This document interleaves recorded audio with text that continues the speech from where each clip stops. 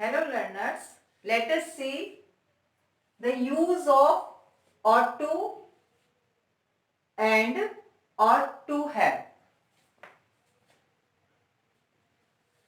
Ought to plus V1. It means ought to plus V1 verb की first form के साथ में हम सेंटेंस को किस तरह से मेक करते हैं ये आपको आज मैं बताऊंगी। जैसा कि मैं पहले भी आपको स्टेप बाय स्टेप बता चुकी हूं कि शुड मीन्स भी चाहिए होता है, मस्ट मीन्स भी चाहिए होता है और ऑट टू मीन्स भी चाहिए होता है। ठीक है, बट यहां पर ये देखने की चीज है, it is not a compulsion और फोर्सफुल थिंग। यहाँ पर हम कोई भी काम किसी फोर्स से या कोई कंपल्सरी ऐसा कोई नहीं है, it is moral duty only. और सोशल माइंडिंग, कोई भी बात हम किसी से कहते हैं तो हम मॉरल ड्यूटी के लिए कहते हैं। उसी तरह से यहाँ पे ऑट टू का यूज हम मॉरल ड्यूटी और सोशल बाइंडिंग के लिए करते हैं। फर्स्ट सेंटेंस को आप देखिए, we are to respect our elders. अब हम ought to का यूज हम यहाँ पे क्या इसका यूज करेंगे, चाहिए, करना चाहिए। ठीक है, अगर हम यहाँ पे इसको देखते हैं तो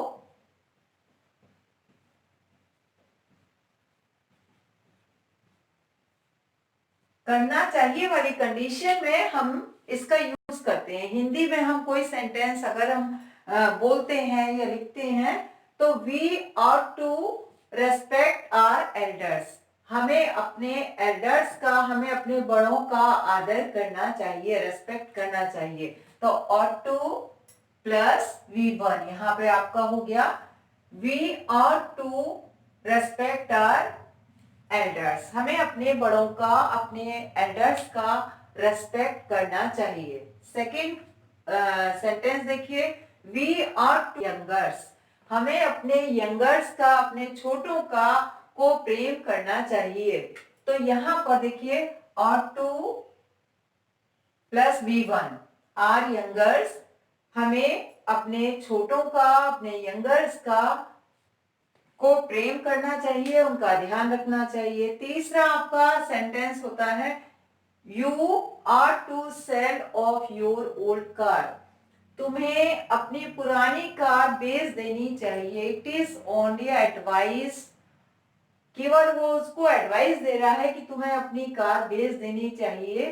तो यहां भी और टू का यूज करेंगे और सेल B1 हो गया। तो you ought to sell off your old car. Fourth sentence देखिए, she ought to win her match, उसे या वह अपना मैच जीत, उसे अपना मैच जीत लेना चाहिए। या यहाँ और टू, यहाँ संभावना, पॉसिबिलिटी दिखाई दे रही है, किसी भी चीज की पॉसिबिलिटी होती है तब भी हम और टू का यूज करते हैं।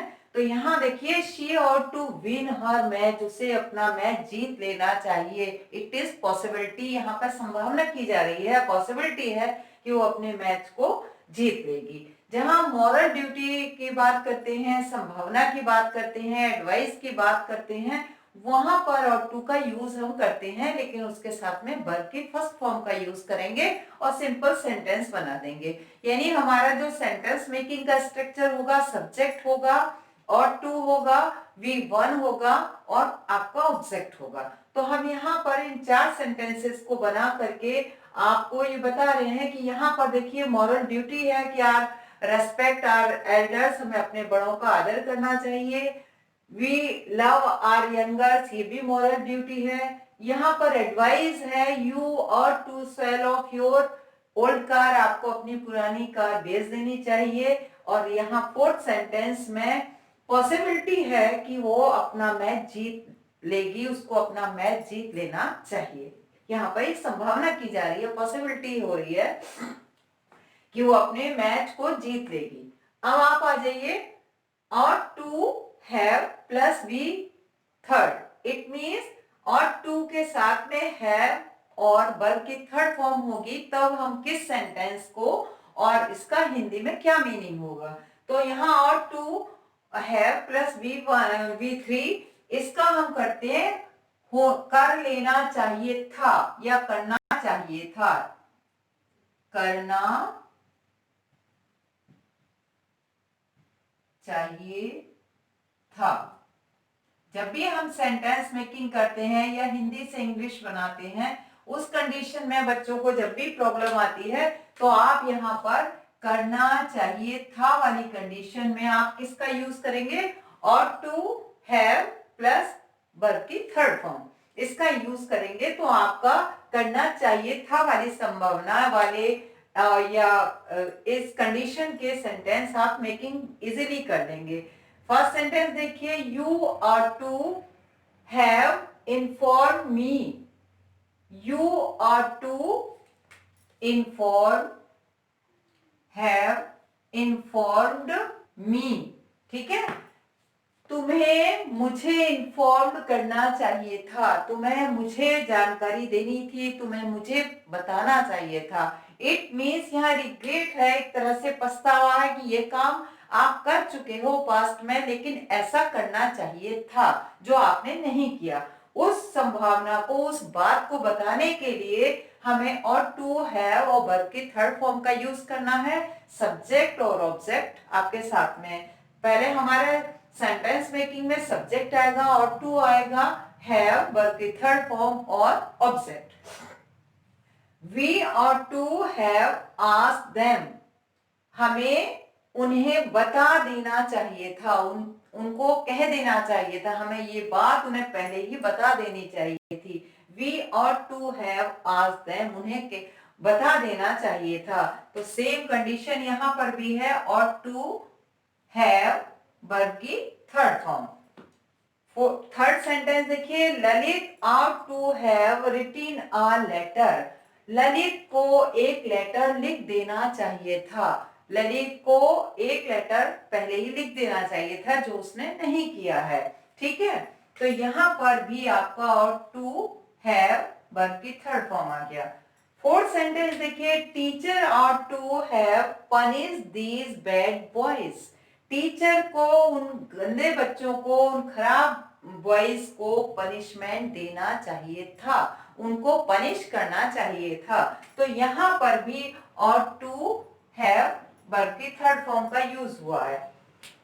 अब यहां पर आपको ये दोनों सेंटेंसेस को क्लासिफाई कर दिया, दोनों स्ट्रक्चर्स को आपको क्लासिफाई कर दिया। जब भी और टू और वर्ब की फर्स्ट फॉर्म होगी तो हमें करना चाहिए वाली कंडीशन वाले सेंटेंस हम मेक करेंगे, सब्जेक्ट और टू V1 ऑब्जेक्ट।